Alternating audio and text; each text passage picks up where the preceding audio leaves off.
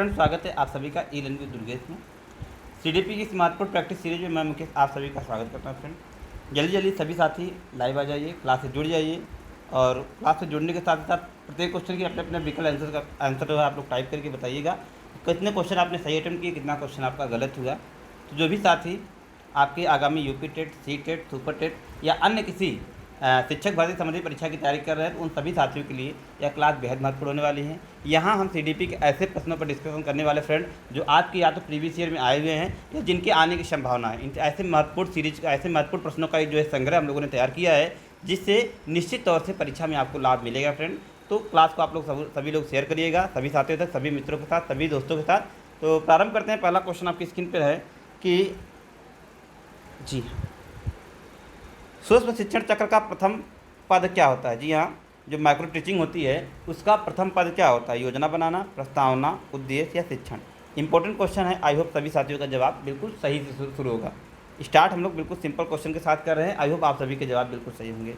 कि सूक्ष्म शिक्षण का प्रथम पद क्या होता है। तो आप सभी लोग को पता है कि सूक्ष्म शिक्षण का जो प्रथम पद होता है वो पहले योजना बनाना होता है, उसके बाद शिक्षण करना होता है, उसके बाद प्रतिपुष्टि होती है, फिर पुनः योजना, फिर पुनः शिक्षण, पुनः प्रतिपुष्टि। मतलब 6 चरणों के द्वारा प्रक्रिया होती है और प्रत्येक चरण जो होता है वह 6 मिनट का प्रत्येक चरण का होता है। और यह क्वेश्चन बहुत बार परीक्षा में पूछा गया है कि सूक्ष्म शिक्षण चक्र का जो समय होता है वो कितना होता है। तो 36 मिनट इसका सही आंसर है। यहाँ से ये भी प्रश्न आप लोग याद रखिएगा, 36 minute is the right answer. यह प्रश्न काफ़ी बार परीक्षा में पूछा गया है कि सूक्ष्म शिक्षण जो होता है, सूक्ष्म शिक्षण सूत्र का वो टाइम पीरियड कितना होता है, 36 मिनट या 36 मिनट जिसको कहते हैं। नेक्स्ट है, अधिगम को प्रभावित करने वाला व्यक्तिगत कारक है। संचार के साधन, समवयस्क समूह, अध्यापक, परिपक्वता एवं आयु। कह रहे हैं कि अधिगम को प्रभावित करने वाला व्यक्तिगत की बात कर दी, इसलिए प्रश्न में थोड़ी सी जटिलता आ गई। फ्रेंड, ध्यान से आंसर कमेंट करेंगे। यही व्यक्तिगत न कहता तो आपके लिए जवाब देना ईजी हो जाता, लेकिन यहाँ पर व्यक्तिगत कारण पूछा गया है। तो संचार के साधन तो सामूहिक हैं, समवयस्क समूह ये भी सामूहिक हैं और अध्यापक भी सामूहिक है। परिपक्वता एवं आयु ये आपका फ्रेंड व्यक्तिगत कारक है, इसलिए इस क्वेश्चन का बिल्कुल सही जवाब हो जाएगा option number D. D is the right answer. D इस प्रश्न का बिल्कुल सही जवाब है। नेक्स्ट है, एक बाल केंद्रित कक्षा में बच्चे सामान्यतः सीखते हैं व्यक्तिक रूप से, सामूहिक रूप से, व्यक्तिक और सामूहिक दोनों रूप से, मुख्य रूप से शिक्षक से। तो एक बाल केंद्रित मतलब कक्षा में बच्चे सामान्यतः किसके द्वारा सीखते हैं। बहुत ही इंपॉर्टेंट, बहुत ही सिंपल सा क्वेश्चन है फ्रेंड। आप सभी को पता है एक बाल केंद्रित कक्षा में जहाँ बालक को केंद्र बिंदु मानकर शिक्षण का कार्य किया जाता है, अधिगम का कार्य किया जाता है, वहाँ पर जो बालक होता है वह व्यक्तिक तथा सामूहिक दोनों रूप में सीखता है। इसलिए विकल्प नंबर 3 इस क्वेश्चन का बिल्कुल सही विकल्प होगा। नेक्स्ट है, नवीन जानकारी को शामिल करने के लिए वर्तमान स्कीमा में बदलाव की प्रक्रिया क्या कहलाती है। अनुकूलन, आत्मसातकरण, समायोजन या अहम केंद्रिता। इंपॉर्टेंट क्वेश्चन है फ्रेंड। यह महत्वपूर्ण जो कोटेशन है ये आपके जीन पियाजे ने अपने थियरी में स्पष्ट किया। आपको बताना है कि नवीन जानकारी को शामिल करने के लिए वर्तमान स्कीमा में बदलाव की प्रक्रिया को निम्नलिखित में से किस नाम से जाना जाता है। अनुकूलन कहा जाता है या आत्मसातकरण कहा जाता है या समायोजन कहा जाता है या अहम केंद्रिता कहा जाता है। बताइए इस क्वेश्चन का सही जवाब क्या हो जाएगा। जी हाँ, बिल्कुल। तो भैया जब आप लोग हम नवीन जानकारी को वर्तमान स्कीमा में बदलाव की जो प्रक्रिया होती है फ्रेंड, हम लोग जो है समायोजन का नाम देते हैं। एडजस्टमेंट उसको कहा जाता है। विकल्प number 3 is the right answer. Next है, जब वयस्क सहयोग से सामंजस्य कर लेते हैं तो वे वर्तमान स्तर के प्रदर्शन को संभावित क्षमता के स्तर के प्रदर्शन की तरफ प्रगति क्रम में सुगम बनाते हैं। इसे कहा जाता है समीपस्थ विकास, सहयोग देना, सहभागी अधिगम या सहयोगात्मक अधिगम। क्वेश्चन को ध्यान से पढ़ेंगे। जब प्रश्न आपको थोड़ा सा डाउट करे या प्रश्न आपको समझ में ना आए तो प्रश्न को कम से कम 2 बार पढ़िएगा, ये मेरी सलाह है। इससे आपको देखिएगा निरंतर तौर से आप पहली बार नहीं तो दूसरी बार में प्रश्न के कुछ हल तक आप पहुंच जाएंगे। इसलिए ध्यान से पढ़िएगा, प्रश्न को 2 से 3 बार पढ़िएगा जब जहाँ पर आपको उलझन हो। तो चलिए इस बार इस प्रश्न को जैसे पढ़ते हैं हम लोग। जब वयस्क सहयोग से सामंजस्य कर लेते हैं तो वे बच्चों के वर्तमान स्तर के प्रदर्शन को संभावित क्षमता के स्तर के प्रदर्शन की तरफ प्रगति क्रम में सुगम बनाते हैं। इसे कहा जाता है सहयोग देना। जी हाँ, जब वो सहयोग के साथ सामंजस्य कर लेता है तो इसे हम लोग क्या कहते हैं, सीखने में सहयोग देना। विकल्प number 2 is the right answer. विकल्प नंबर 20 क्वेश्चन का बिल्कुल सही जवाब है। नेक्स्ट है, विकास से किसकी ओर बढ़ता है। सामान्य से विशिष्ट की ओर, जटिल से कठिन की ओर, विशिष्ट से सामान्य की ओर या साधारण से आसान की तरफ। बिल्कुल सिंपल क्वेश्चन है आपके हमारे सेट का कि आप सभी को पता है जो हमारा विकास होता है वह सामान्य से विशिष्ट की तरफ बढ़ता है। मतलब बालक में पहले सामान्य जो गुणों का विकास होता है उसके बाद धीरे धीरे वो विशिष्ट गुणों के रूप में परिवर्तित हो जाता था। इसका मतलब जो सही जवाब होगा विकल्प नंबर फर्स्ट होगा कि सामान्य से लेकर विशिष्ट की तरफ इस विकास की प्रक्रिया में जो है बालक का विकास होता है। विकल्प number first is the right answer. Next है, किशोरावस्था में समानता और भिन्नता दोनों गुण पाए जाते हैं, यह कथन किसका है? क्रो एंड क्रो का, रॉस का है, वेलेंटाइन का है या हॉल का है? तो किशोरावस्था में समानता और भिन्नता दोनों गुण पाए जाते हैं, यह महत्वपूर्ण कोटेशन किस मनोवैज्ञानिक ने दिया है? तो इसको जिसने दिया है उनका नाम है फ्रेंड विकल्प नंबर थर्ड वेलेंटाइन सिरोल का यह महत्वपूर्ण कथन है कि किशोरावस्था में समानता और भिन्नता दोनों गुण पाए जाते हैं।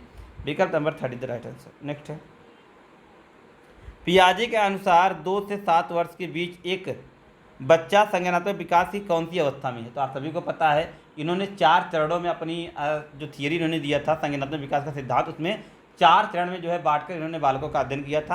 प्रथम जो चरण था संवेदी गामक या इंद्रिय संवेदी जामक या इंद्रियजनित अवस्था जिसको 0 से 2, दूसरा पूर्व संक्रियात्मक अवस्था या प्राक संक्रियात्मक अवस्था जिसकी आयु सीमा थी 2 से 7 वर्ष जो आपको दिया है। तीसरा था फ्रेंड आपका 7 से 11 मूर्त संक्रियात्मक अवस्था और लास्ट था 11 से 17 वर्ष तो आपका अमूर्त संक्रियात्मक था। तो विकल्प नंबर फर्स्ट इस क्वेश्चन का बिल्कुल सही जवाब हो जाएगा। नेक्स्ट है, एडोलसेंस पुस्तक की रचना किस मनोवैज्ञानिक ने की है? जीएस हॉल, गिलफोर्ड, स्किनर या वाटसन? तो एडोलसेंस पुस्तक जिसने लिखा फ्रेंड उसका उस मनोवैज्ञानिक का नाम है स्टेनले हॉल। स्टेनले हॉल ने एक महत्वपूर्ण परिभाषा भी दी है किशोरावस्था के संदर्भ में, जो काफ़ी बार पूछी भी जाती है। उस परिभाषा को आप लोग याद रखिएगा, माइंड में रखिएगा कि किशोरावस्था संघर्ष, तनाव तथा तूफान की अवस्था होती है। जी हाँ, विकल्प number first is the right answer. Next की तरफ बढ़ेंगे, व्यक्ति के नैतिक विकास के लिए आवश्यक है समाज सेवा कार्यक्रम तथा खेलों का आयोजन, शैक्षिक यात्राओं का आयोजन, शैक्षिक दिवसों का आयोजन या उपयुक्त सभी? तो समाज सेवा के लिए आप सभी को पता है कि फर्स्ट वाला भी उपयुक्त है, आवश्यक है, सेकंड वाला भी, थर्ड वाला, इसलिए विकल्प नंबर फोर्थ इस क्वेश्चन का बिल्कुल सही जवाब हो जाएगा। Option number D is the right answer. Next है, वर्णांधता सबसे पहले सन में किस सन में उल्लेख किया गया था? 1918 में, 1818 में, 1876 में, 1996 में? वर्णांधता का सबसे पहले उल्लेख किस सन में हुआ था? तो वर्णांधता का सबसे पहले जो है उल्लेख हुआ था वह आपके 1876 में सर्वप्रथम वर्णांधता के बारे में बात हुई थी। वर्णांधता आपका एक जेनेटिक डिसऑर्डर है, मतलब एक कह सकते हैं कि आनुवंशिकी रोग है जिसमें हरे या लाल रंगों के में जो है विभेद नहीं कर पाता है बच्चा, इस प्रकार की विकृति इसमें जो होती है। तो विकल्प नंबर थर्ड इस क्वेश्चन का बिल्कुल सही जवाब है। नेक्स्ट है, शैशव काल की अवधि है जन्म से 1 वर्ष, जन्म से 2 वर्ष और जन्म से 3 वर्ष, तो 2 से 3 वर्ष। तो देखिए यहाँ पर जो सर्वमान हम लोग लेंगे राज के अनुसार शैशवावस्था की जो अवधि होती है वह जन्म से 2 वर्ष है। एनसीईआरटी ने भी इसको माना है कि जो शैशवावस्था की एक्चुअल अवधि होती है वो 0 से 2 वर्ष होती है, इसलिए विकल्प number second is the right answer. बढ़ेंगे अगले प्रश्न की तरफ। नेक्स्ट है, इनमें से कौन सा प्रयोजन प्राथमिक प्रयोजन कहलाता है? मानसिक प्रयोजन, शारीरिक प्रयोजन, सामाजिक प्रयोजन या शैक्षिक प्रयोजन? यदि एक बालक के विकास की बात की जाए तो सबसे पहले आप किस प्रकार के विकास को प्राथमिकता देंगे? सबसे पहले किस प्रकार के विकास की आप योजना बनाएंगे कि बालक को सर्वप्रथम किस विकास के लिए योजना बनाई जाए? तो जिसकी प्राथमिकता दी जाएगी फ्रेंड वो आपका शारीरिक प्रयोजन, क्योंकि शारीरिक प्रयोजन के से ही सारे आपके जो है विकास जुड़े हुए हैं। क्योंकि शारीरिक विकास अगर बालक का अच्छा होगा तो उसका मानसिक विकास भी अच्छा होगा, उसका सामवेगी विकास भी अच्छा होगा और उसका सामाजिक विकास भी अच्छा होगा। मतलब सारे विकास एक दूसरे से कोरिलेट करते हैं। तो सबसे पहले जो प्राथमिकता दी जाएगी वह शारीरिक प्रयोजन को दिया जाएगा, इसलिए विकल्प नंबर 20 प्रश्न का बिल्कुल सही जवाब है। नेक्स्ट है, मध्य बाल्यावस्था में भाषा डैश के बजाय डैश अधिक होती है? अहम केंद्रित की वजह सामाजिकृत, या सामाजिकृत की वजह अहम केंद्रित, या जीववादी की वजह सामाजिकृत, या परिपक्वता की वजह अपरिपक्व? तो इंपॉर्टेंट क्वेश्चन ध्यान से बताएंगे इस क्वेश्चन का सही जवाब क्या हो जाएगा कि मध्य बाल्यावस्था में जो भाषा का रूप कैसा होता है? तो मध्य बाल्यावस्था में जो भाषा का रूप होता है फ्रेंड वह सामाजिकृत के बजाय अहम केंद्रित ज़्यादा हो जाता है, इसलिए विकल्प नंबर 20 प्रश्न का बिल्कुल सही जवाब हो जाएगा। आगे, वाइगोत्स्की के संज्ञानात्मक विकास के लिए कितने कारक का उल्लेख करते हैं? 2, 4, 3 या 6? इंपॉर्टेंट क्वेश्चन है, ध्यान से बताएंगे आंसर कि वाइगोत्स्की अपने थियरी में कितने कारकों का उल्लेख करते हैं। जी हाँ, बताना है आपको सही जवाब क्या हो जाएगा। तो वाइगोत्स्की अपने थियरी में 2 महत्वपूर्ण कारकों का उल्लेख करते हैं, विकल्प number first is the right answer. Next है, बाल केंद्रित शिक्षा में शामिल है बच्चों के लिए हस्तपरक गतिविधियाँ, बच्चे को एक कोने में बैठाना, प्रतिबंधित परिवेश का अधिगम, वे गतिविधियां जिसमें खेल शामिल नहीं होते। तो देखिए यहाँ पे तीनों गलत हैं। जो सही है वो आपका विकल्प नंबर फर्स्ट है कि बच्चों के लिए हस्तपरक गतिविधियां इस्तेमाल करना, क्योंकि बाल केंद्रित शिक्षा का मूल उद्देश्य है फ्रेंड कि बालक को केंद्र बिंदु में बांधकर आप पे अधिगम का कार्य करे। तो अगर आप बालक को केंद्र बिंदु मानते तो उनकी रुचियों का भी ध्यान आपको रखना होता है, उनकी मानसिक योग्यता, उनकी व्यक्ति भिन्नता, इन सब का ध्यान आपको रखना होता है। इसलिए विकल्प नंबर फर्स्ट हमारा इस क्वेश्चन का सही जवाब हो जाएगा।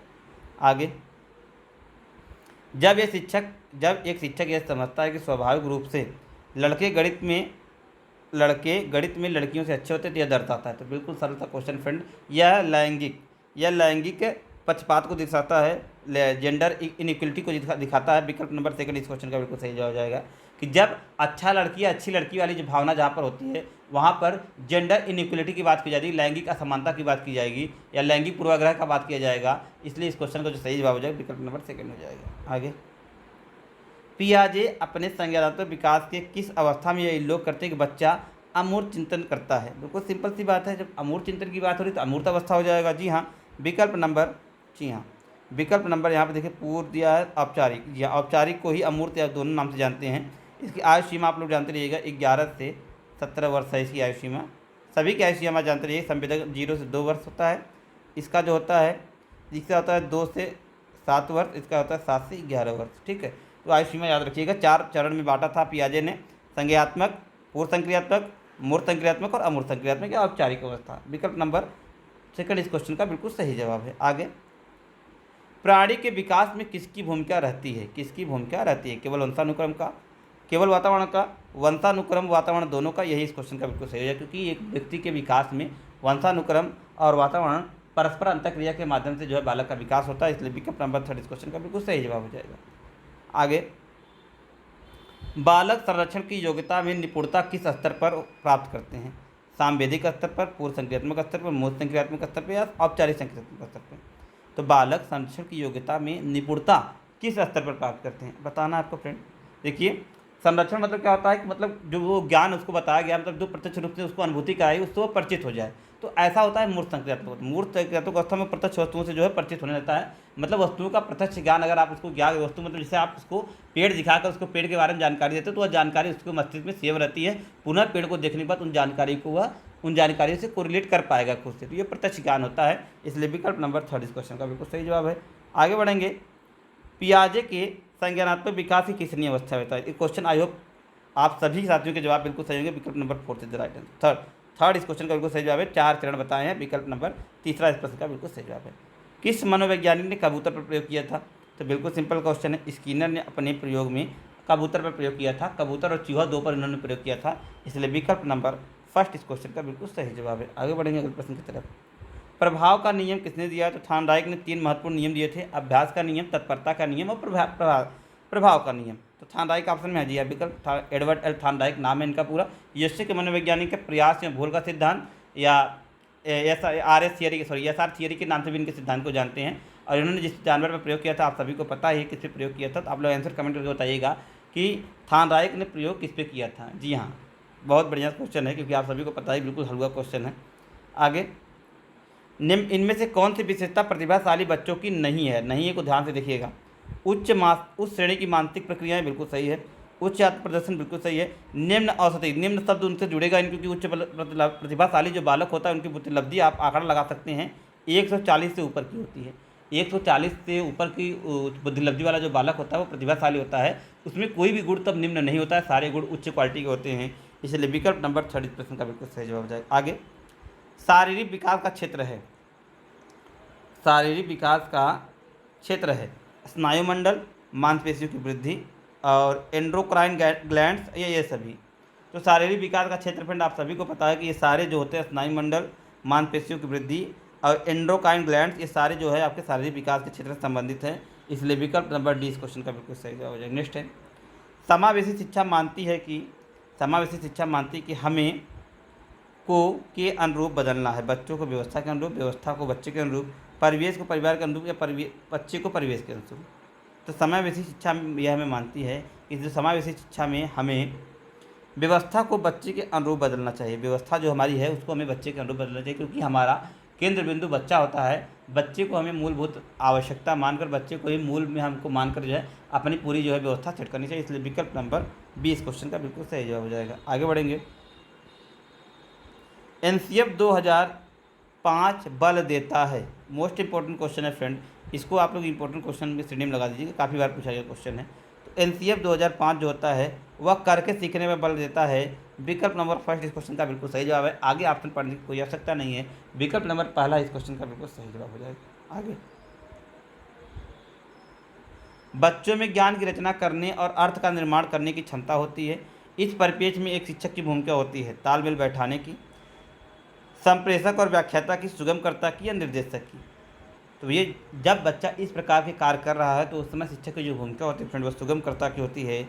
विकल्प नंबर थर्ड इस क्वेश्चन का बिल्कुल सही जवाब है। आगे, संप्रत्यय निर्माण का सोपान है विश्लेषण, अवलोकन, तुलना या ये सभी। ठीक है फ्रेंड, तो संप्रत्यय निर्माण का जो सोपान है वह है, यहाँ पर तीनों जो विकल्प हैं वो सारे हैं, विश्लेषण भी है, अवलोकन भी है और तुलना भी है। तो ये चारों जो है वह संप्रत्यय निर्माण का सोपान, इसलिए विकल्प नंबर डी इस प्रश्न का बिल्कुल सही जवाब हो जाएगा।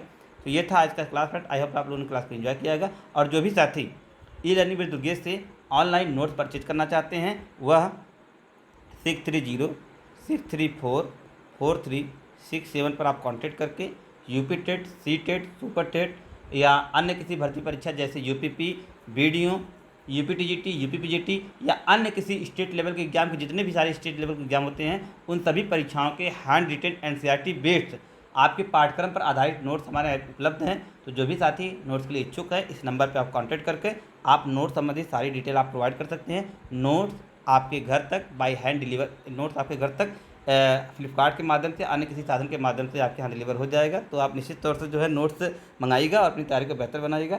मिलेंगे अगले क्लास में, तब तक के लिए best of luck. Thank you.